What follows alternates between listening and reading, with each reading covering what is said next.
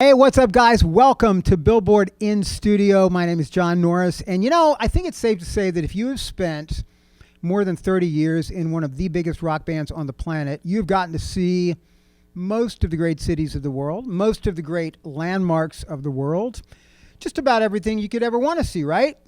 Well, I would venture to say that our guest today has actually gotten to add to his bucket list of places to see in the last year plus, because not as a musician, but as host of a very cool new show on PBS called Landmarks Live in Concert. I am talking about the one and only Chad Smith of the mighty Red Hot Chili Peppers. Good to see you, sir.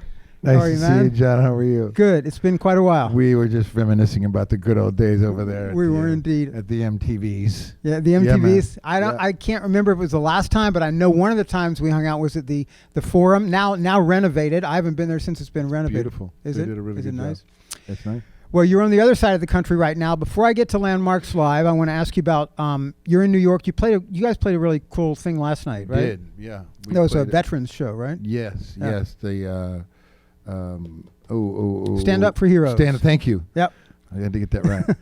A lot of comedians, A-list of comedians. Yes, yeah. A lot of great, funny people. And then we were the comic relief at the end. John. There you go. We put out a little half-hour set, told some jokes, played a couple songs. Did you do some jokes? No. No, we left the jokes to the funny people, and we played our music, and it was great. It's just a privilege to be asked to do that. Bruce Springsteen's been doing it for a lot of years, right? But now that he's on Broadway, yeah, exactly. And I'm gonna go see him. I'm gonna go see him tonight. Oh, are you? Yeah. Wow. Yeah, if you've got a spare $500, you too can see Bruce on Broadway. It's only $5. I know. I think that's face value. I don't know. Yeah, I don't know. StubHub. And then touring. You guys are done with the Getaway tour, right? We are. It's out a year and a half or something. Yeah, like that, right? a good year and a half, and we're taking now a series of long naps. There you go. Yeah, just like nap, wake up a little bit, eat, nap. Except like a hibernating bear, maybe. Do they eat? I don't think they eat, the bears. When they hibernate, I don't think so. Eating. I'm pretty sure they don't. They live off. But something. you don't want to wake up a hibernating bear. No, really you do not. Angry. Absolutely not. Don't wake up the Chili Peppers. For the next 2 months. In between this hibernating, you get to do some cool trips for this show. Tell me about Landmarks Live, how you got involved, and it's been going on for more than a year, right? It has, yes. A friend of mine that has made a lot of concert films, and his name is Dan. And Dan says, I've got this idea for the show. And, these iconic artists and bands, legendary, your term? Yeah. It's not legendary live in concert. and I'll just get that out of the way for you now. I was messing up the name of the show before. That's a different show. Landmarks Live. John's going to do that. Legends show. Live. Isn't that a show in Vegas? Legends Live? Isn't that a drag show? Elvis and Prince, Michael Jackson. That's the one. Yeah. That's not this show. No, it's not. That's a different one. But he said, how would you, what do you think about traveling around with me and hosting this show with these artists and bands, musicians, and go places and play like landmarks around the world? I'm like, you mean landmark? What do you mean landmarks? He's like, bro, like we can get into, maybe Taj Mahal or the pyramids or Stonehenge or Christ the Redeemer or ruins and Mayan ruins, like all these. I'm like, you play concerts? You really? He's like, yeah, PBS is part of this. I'm like, oh, okay, which is cool because they really support the arts. Sure. I'm good with that. But I'm like, host? Really? Me? He's like, yeah. He's like, I think you'd really be good at it. And I usually stay behind the drums, John. Yeah. That's my safe place. Yeah. So I really you hold your own. You hold your own in a host position too. You've done you had a podcast. It's not easy, right? It's not easy. I mean, after a while, it gets easier. Yeah, it's like driving. Exactly. Yeah. Which I don't do. So I you're still working. Much respect. You should start driving. Well, that's why I live in the city where I don't have to. So anyway, you guys have been. Let's just name a few. Alicia Keys at the Apollo here in New York City. You did Brad Paisley in Morgantown, West Virginia? Yes, that was his landmark because as a kid, he used to go to the football games there all the time. So he just loved that. And he's obviously from West Virginia. So he played the parking lot. Wow. Yeah. Wow. Nice. Yeah, which was crazy. And I had no idea he's a ripping guitar player. Yeah.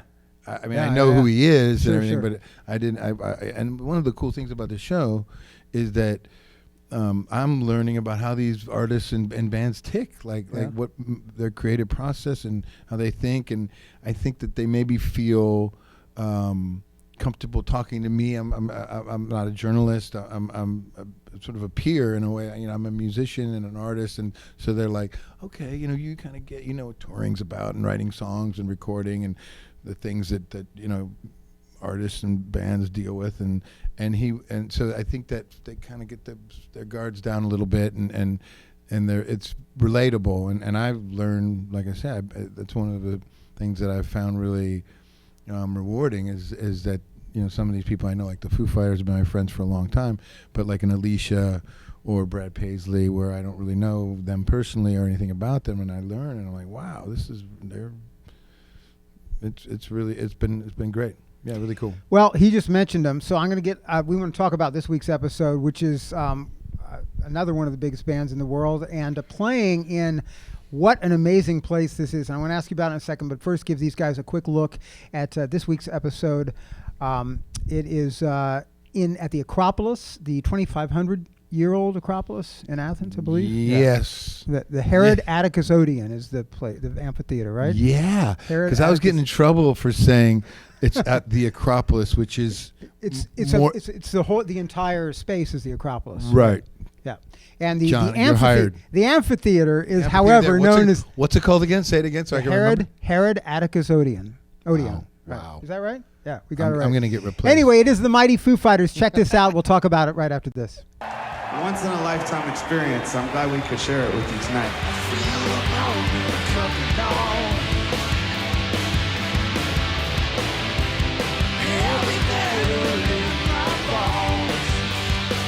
Not only have you guys never played here, you're playing the Acropolis. They're going to lose their minds. All right, there you have it. David Grohl and the boys at the Acropolis. What an amazing location that is. I hear that it took like a year of negotiating to get this permission to play there. Is that? I went over with a bag of cash. Wow, is that how it works? That's in Greece, you know. Wow. Yeah. That's right. It's a cash economy, especially these days. Cash is king. Yes. Many places, especially in Greece. Yep. No, they were surprisingly open to having a big loud rock band at a place that has never had a big loud rock band. Have they had classical there before? They've had classical theater. I mean, through the years, this is a place where they've done, you know, opera but also plays and Olympic events, all kinds of things. You know, again, like you say, 2,500 years, lots of stuff has happened, but rock music being a very young form of art, relative in a big span. So I think maybe Elton John played a few acoustic things. Jethro Tull played a couple acoustic things. No offense to Yanni, but I don't put him in the major rock band category. We love Yanni. John has Yanni's greatest hits on his iPod right now. See, he knows. They don't only do rock music. As we mentioned before, they've done Brad Paisley on this series, Alicia, and speaking of Europeans, Andrea Bocelli. You guys had, right? At the Palazzo Vecchio, right? In Florence. Yeah, amazing. And I didn't. Again, I know who he is and everything, but that's not really in my wheelhouse. Yeah. But he was so cool, and everyone's been really, you know, great, but he was so gracious. He invited me. He has a home in Tuscany, and it's basically Bocelliville. Yeah, it's like I bet. You drive in and there's posters of him, and come to the restaurant and go buy winery. And, it's kind of like, but like what's Dollywood? Dollywood, yeah. It's Bocelliwood. Yeah, there you go. And he was so gracious. His family rides horses and like. And we jammed. Wow. Yeah, he's a great pianist. Wow. Yeah, and we had a funk jam. Who knew? Oh, exactly. Yeah. And so and then he played this great concert at this the venue is Old Palace, Palazzo Vecchio. Yes, and like it's where Da Vinci and all these great artists kind of the cultural center of Europe for a while. Yeah. And the philosophers and Michelangelo painting. I mean, they all kind of hung at this, and it was really cool. Had a great vibe, and it was very close to him, and so it was fantastic. Really something special. Enjoyed that. So back to this week's show. Yeah. So tell me about what did it mean for the Foos to be playing in this venue at the Acropolis, and you guys, between you and them, it's kind of like the ambassadors of Los Angeles in Athens. Yeah, you a know? little bit. We brought a little LA. Yeah. You know, there's no Greeks that I know of in the Foo Fighters. It might have been Dave Grohlopoulos, maybe when he came. Ellis Island, you know, they kind of cut the name off. I don't think so. Yeah. In fact, I know so. But when this venue came up to be, you know, a possibility, I was like, I always wanted to have the Foo Fighters. I love those guys, Sure. and they're great. I'm like, oh, let's get the Foos if we can. That would be great for them to play there. And they were at the end of their European tour, summer tour, and they graciously added that show. They've never never played in Greece. Is that right? Yeah, the band has never played in Greece. Kind of surprising. I know. Yeah. So that was a first. Just to have them, you know, when you go, you kind of hear about, okay, it's this old place, and okay, but when you get there and you're standing on the stage and you look up and you look around, and you know, it's daylight and sound check, and I'm with them, and you know, it really is like, oh wow, this is really something. This is not, you know, the Honda Center in Anaheim. And you look up over the crest of the top of the venue, and there's the Parthenon like lit up, you know. And I think I don't know if you watched it, but Dave was like, you know, I've seen the whole show. No, I've just seen. Yeah, there's a little bits, and he does say like Foo Fighters done some crazy gigs in 20 years, but this is probably the craziest one yet. Wow. Yeah. So.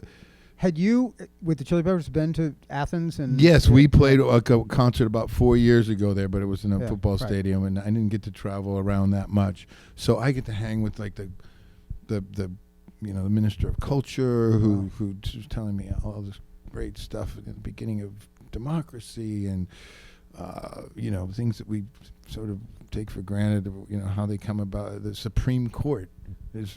Happened, you know, there they did these very political plays at the Acropolis, very thought-provoking, you know, things of that time, and so you know, I got to do that, which was great, and then hang with my buddies, and they played a show, and the energy, I think the people felt it was really something special, and the band as well, so there was a good excited energy, and I hopefully it comes across on the. How do they choose the venues? Because obviously in the case of Alicia, there's a connection to New York and the Apollo, and Paisley, there was a connection. Right. In this case, or like Will.i.am did Royal Albert Hall, right? Yes. I think, yeah. How are the venues chosen? You know, it's kind of it's kind of a.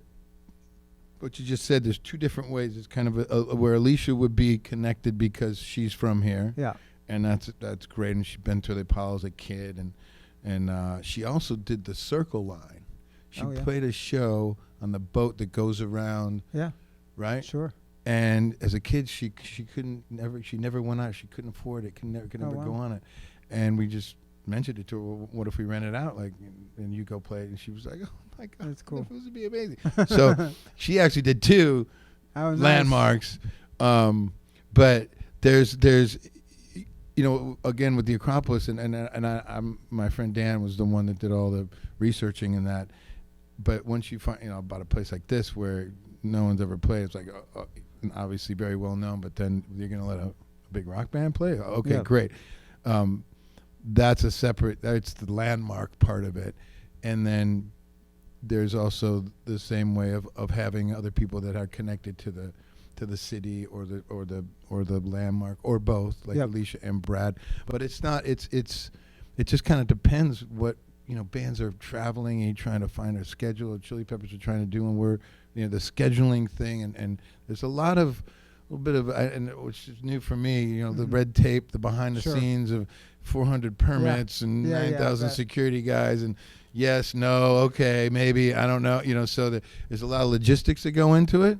So all those things come into play. But yeah, we're looking at, where would you music better than anybody, where would you like to see a band play in the world?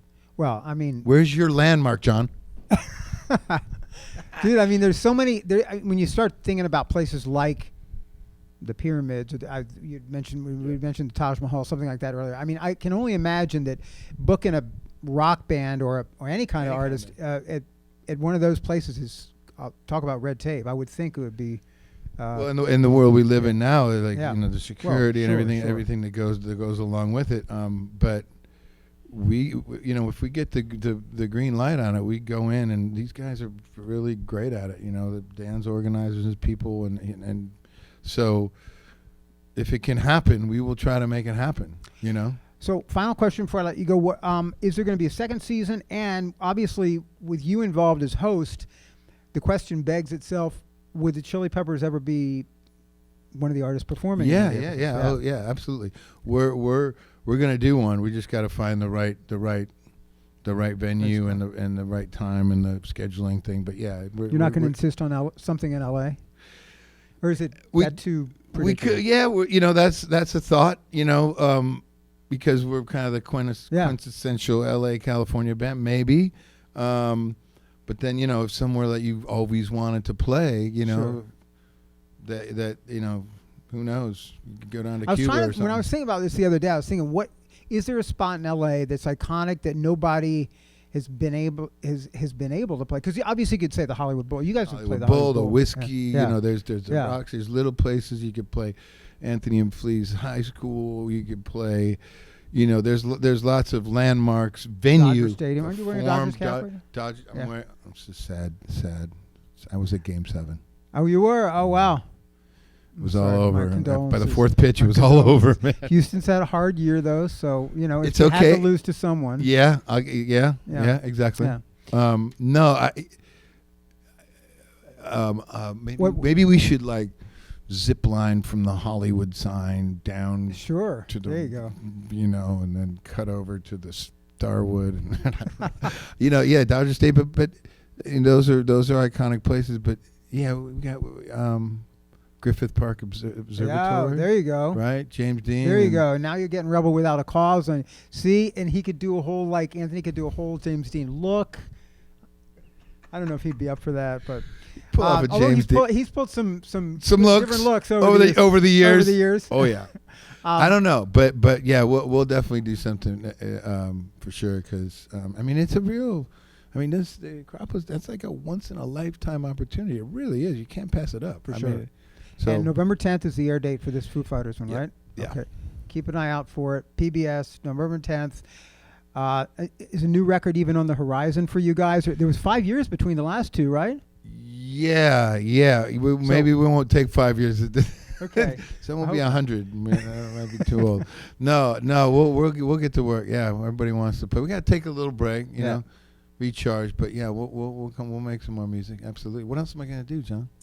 You are multi-talented, sir. You've done.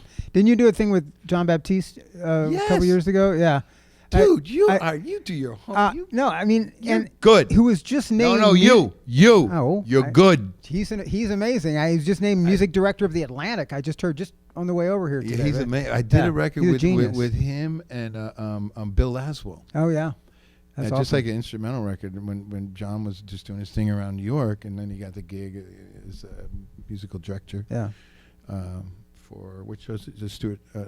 Colbert. Colbert. So thank you. Yeah. But he's an amazing musician. Yeah. He's incredible. Yeah. Thank you, man. Best of luck. Best of luck with the show. See you, check it out November 10th. It is Landmarks Live in Concert. I got the name right. See, Chet.